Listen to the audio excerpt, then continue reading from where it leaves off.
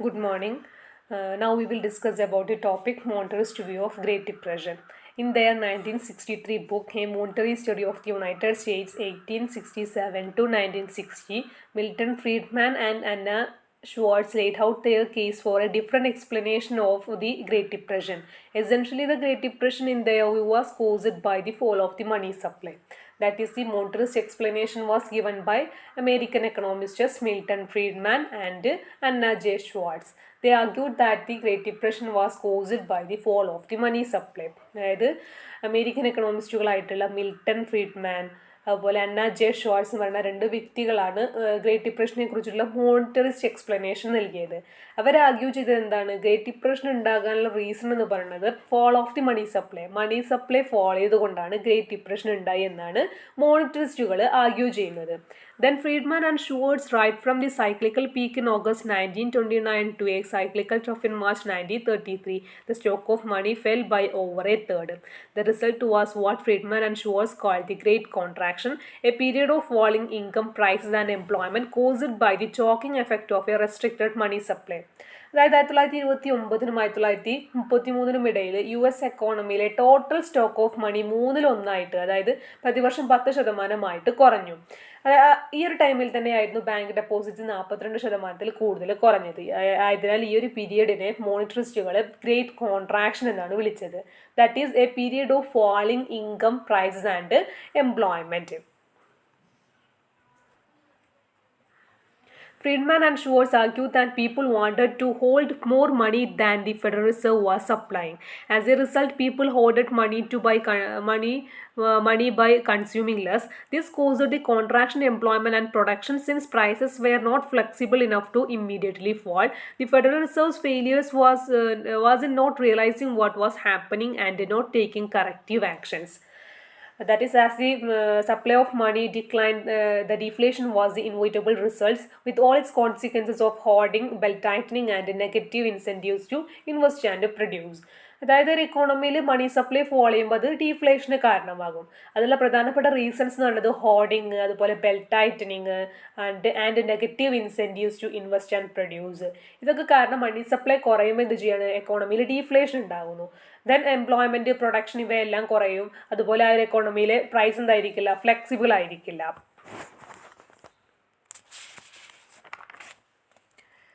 Had the Federal Reserve used the powers available to it, the crisis might have ended earlier than it did. ഇനി എന്താണ് മോണിറ്ററിസ്റ്റുകൾ argue ചെയ്യുന്നത്? ഈ ഒരു federal reserve അവരുടെ ലഭ്യമായിട്ടുള്ള അധികാരങ്ങളെ കറക്റ്റായിട്ട് ഉപയോഗിച്ചിരുന്നുവെങ്കിൽ നമുക്ക് ഈ ഒരു ക്രൈസിസിനെ എഫക്റ്റീവായിട്ട് നേരിടാമായിരുന്നു എന്നാണ് മോണിറ്ററിസ്റ്റുകൾ ആർഗ്യൂ ചെയ്യുന്നത്. After the depression, the primary explanations of it tended to ignore the importance of the money supply. However, the monetarists view the depression was in fact a tragic testimonial to the importance of monetary forces. In their view, the failure of the Federal Reserve to deal with the depression was not a sign that monetary policy was important, but that the Federal Reserve implemented the wrong policies. They did not claim the Fed caused the depression, only that it failed to use policies that might have stopped a recession from turning into depression. That is, the economic collapse of the 4 years underscores the power and the significance of monetary forces. അതായത് ഒരു 4 വർഷത്തിന് ഉണ്ടായിട്ടുള്ള സാമ്പത്തിക തകർച്ച monetary ഫോഴ്സിൻ്റെ പ്രാധാന്യത്തെ കാണിക്കുന്നുണ്ട്.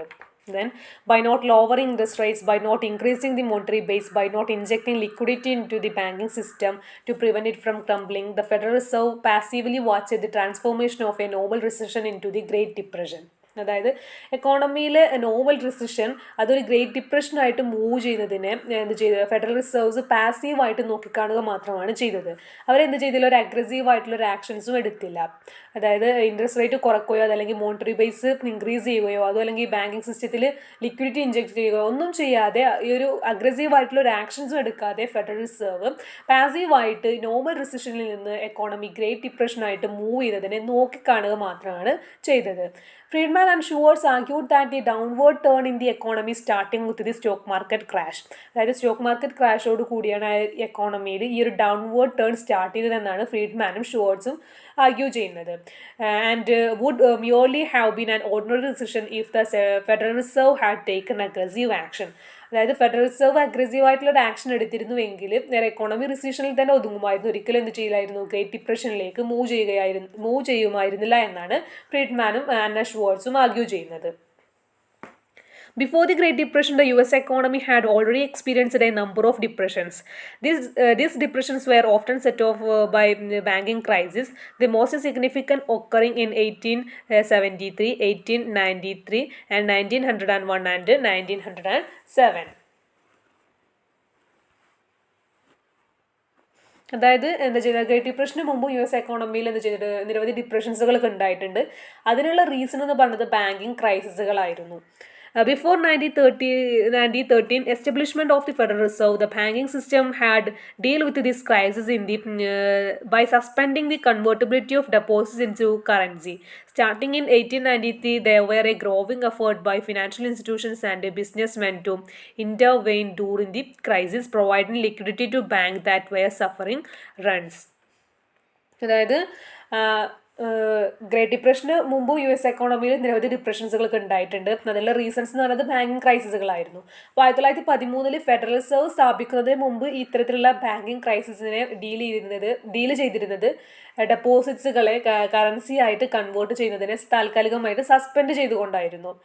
അങ്ങനെ 1893 മുതൽ തന്നെ ഈ ഒരു ക്രൈസിസിൽ ഇടപെടാൻ വേണ്ടിയിട്ട് ഫിനാൻഷ്യൽ ഇൻസ്റ്റിറ്റ്യൂഷൻസും അതുപോലെ ബിസിനസ്സുകാരൊക്കെ വർദ്ധിച്ചു വരുന്ന ശ്രമങ്ങൾ നടത്തിയിരുന്നു. അവർ റൺസ് അനുഭവിക്കുന്ന ബാങ്കുകൾക്കൊക്കെ ലിക്വിഡിറ്റി പ്രൊവൈഡ് ചെയ്തു. Then during the bank panic of 1907 and HOC coalition assembled by JP Morgan successfully intervened in this way, thereby cutting off the panic, which was likely to the reason why the depression that would normally have followed a banking panic did not happen this time. A call by some for government inversion of this solution resulted the establishment of the Federal Reserve. അതായത് എന്താ ചെയ്യണം, 1907 banking ക്രൈസിസിനെ JP മോർഗന്റെ നേതൃത്വത്തിലുള്ള ഒരു താൽക്കാലിക സഖ്യം വിജയകരമായിട്ട് deal ചെയ്തിട്ട് അവരെന്ത് ചെയ്തു, ഈ ഒരു എക്കോണമിയിൽ ഒരു പാനിക് ഇല്ലാതാക്കി. അതായത് banking panic did not happen in this time. അങ്ങനെ ഈ ഒരു ക്രൈസിസിനുള്ള ഒരു ഗവൺമെന്റ് വേർഷൻ ഓഫ് സൊല്യൂഷൻ ആയിട്ടാണ് ഈ ഒരു ഫെഡറൽ റിസർവ് എസ്റ്റാബ്ലിഷ്മെന്റ് ചെയ്തത്. That is a call by some for a government inversion of the solution resulted the establishment of the Federal Reserve. But in 1929 to 32, the Federal Reserve did not act to provide liquidity to banks suffering bank runs. In fact, this policy contributed to the banking crisis by permitting a sudden contraction of the money supply. അതായത് 1929-32 bank runs അനുഭവിക്കുന്ന ബാങ്കുകൾക്ക് എന്ത് ചെയ്തില്ല, liquidity provide ചെയ്യാൻ വേണ്ടിയിട്ട് federal റിസർവിന് സാധിച്ചില്ല. അതിനുള്ള reason എന്ന് പറഞ്ഞാൽ എന്തായിരുന്നു, മണി സപ്ലൈയുടെ പെട്ടെന്നുള്ള കോൺട്രാക്ഷൻ ആയിരുന്നു. During the roaring 20s, the central bank had set as its primary goals price stability. അതായത് 20s എന്താണ് സെൻട്രൽ ബാങ്കിൻ്റെ പ്രൈമറി ഗോൾ എന്ന് പറയുന്നത് പ്രൈസ് സ്റ്റെബിലിറ്റി ആയിരുന്നു. In part because of the governor of the New York Federal Reserve Benjamin Strong was a disciple of Irving Fisher, a tremendous popular economist who popularised stable prices as a monetary goal. It had kept the number of dollars at such an amount that prices of goods in society appeared stable. In 1928 the Strong died and with his death this policy ended, to be replaced with a real bill doctrine requiring that all currency or securities have material goods backing them. അതായത് എന്താണ് 20s central ബാങ്കിൻ്റെ പ്രാഥമിക ലക്ഷ്യം എന്ന് പറയുന്നത് price stability ആയിരുന്നു. പിന്നെ അതുപോലെ തന്നെ ന്യൂയോർക്ക് ഫെഡറൽ റിസർവിൻ്റെ ഗവർണറായിരുന്ന ബെഞ്ചമിൻ സ്ട്രോങ്, അതായത് അദ്ദേഹം ഇർവിൻ ഫിഷറിൻ്റെ ഒരു ശിഷ്യനായിരുന്നു. A tremendous popular economist who popularised stable prices as a monetary goal. Stable prices ആണ് മോണിറ്ററി ഗോളിലേക്ക് എത്തിക്കുന്നത് എന്നാണ് ഈ ഒരു ബെഞ്ചമിൻ സ്ട്രോങ് എക്സ്പ്ലെയിൻ ചെയ്തത്. അങ്ങനെ ഈ ഒരു 1928 ഈ സ്ട്രോങ്ങിൻ്റെ മരണത്തോടു കൂടി ഈ ഒരു പോളിസി അവസാനിക്കുകയും അതിനെ റീപ്ലേസ് ചെയ്തുകൊണ്ടിട്ടാണ് പിന്നീട് റിയൽ ബിൽസ് ഡോക്ട്രൈൻ നിലവിൽ വന്നത്. This policy permitted the US money supply to fall by over a third from 1929 to 1933. അപ്പോൾ ഈ ഒരു പോളിസി യു എസ് എക്കോണമിയുടെ മണി സപ്ലൈ മൂന്നിലൊന്നായിട്ട് കുറയ്ക്കുന്നതിന് കാരണമായി. Then Monterey's explanation had been rejected in Samuelson's work Economics, writing today few economists regard Federal Reserve monetary policy as a panacea for controlling the business cycle purely. Monetary factors are considered to be as much symptoms as causes, albeit symptoms and with aggravating effect that should not be completely neglected.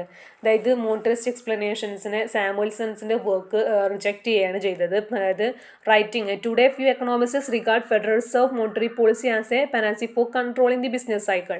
ഇന്ന് എന്താണ് monetary policy എന്ന് പറഞ്ഞാൽ എന്താണ്, business സൈക്കിളിനെ control ചെയ്യുന്ന ഒന്നാണ് monetary policy എന്നാണ് എന്താണ് സാമുവൽസണിൻ്റെ വർക്ക് എക്സ്പ്ലെയിൻ ചെയ്തത്.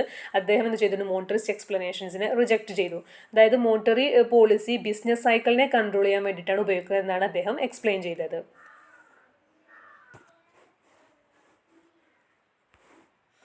Then conclusion. The monetarist theory blames banks and the US Federal Reserve for taking measures to protect the economy during the Great Depression. അതായത് എന്താ ചെയ്യാണ്, ഗ്രേറ്റ് ഡിപ്രഷൻ്റെ ടൈമിൽ എക്കോണമിയെ പ്രൊട്ടക്റ്റ് ചെയ്യാൻ വേണ്ടിയിട്ട് വേണ്ടത്ര നടപടികൾ എടുത്തില്ല എന്ന് പറഞ്ഞിട്ട് ബാങ്ക്സിനെയും അതുപോലെ US ഫെഡറൽ റിസർവിനെയും ബ്ലെയിം ചെയ്യുകയാണ് മോണിറ്ററിസ്റ്റ് തിയറി ചെയ്യുന്നത്. As the money supply shrunk by 35% and the CPI fell by 33% and the Fed took too long to respond and it did not lower interest rates, increase the monetary base or inject liquidity into the banking system in time. അതായത് ഒരു എക്കോണമിയിലെ money supply 35% ആയിട്ട് കുറഞ്ഞു, അതുപോലെ CPI 33% ആയിട്ട് കുറഞ്ഞു. ഈ ഒരു സിറ്റുവേഷനിൽ എന്ത് ചെയ്തില്ല, ഫെഡറൽ റിസർവ് പ്രതികരിക്കാൻ വേണ്ടിയിട്ട് കൂടുതൽ ടൈം എടുത്തു, അവർ റിയാക്ട് ചെയ്തില്ല. അതുമാത്രമല്ല അവർ എന്ത് ചെയ്യില്ല, കറക്റ്റ് ടൈമിലായിട്ട് ഇൻട്രസ്റ്റ് റേറ്റ് കുറക്കുകയോ അതുമല്ലെങ്കിൽ മോണിറ്ററി ബേസ് കൂട്ടുകയോ or inject liquidity into the banking system in time, ഒന്നും ഈ ഇത്തരത്തിലൊരു അഗ്രസീവ് ആയിട്ടുള്ളൊരു ആക്ഷൻസ് അവർ എടുത്തില്ല. അവർ പ്രതികരിക്കാൻ തന്നെ കൂടുതൽ ടൈം എടുത്തു. The delay allowed stock market indices to drop significantly. ഇത് സ്റ്റോക്ക് മാർക്കറ്റ് ഇൻഡീസസ് താഴ്ന്നതിന് കാരണമായി, which lead to investors panicking and selling off their securities. ഇത് ഇൻവെസ്റ്റേഴ്സിൻ്റെ പാനിക്കിന് കാരണമാകുകയും അതിൻ്റെ ഫലമായിട്ട് അവർ ചെയ്യണം, അവരുടെ സെക്യൂരിറ്റീസുകൾ കൂടുതലായിട്ട് വിറ്റഴിക്കപ്പെടുകയും ചെയ്തു. Cumulatively these factors allowed what was an otherwise intense recessionary period to become the Great Depression. ഈ ഒരു സിറ്റുവേഷനാണ് നോർമൽ റിസഷനിലായിരുന്ന ഒരു എക്കോണമിയെ ഗ്രേറ്റ് ഡിപ്രഷനിലേക്ക് മൂവ് ചെയ്യുന്നതിന് കാരണമായത്.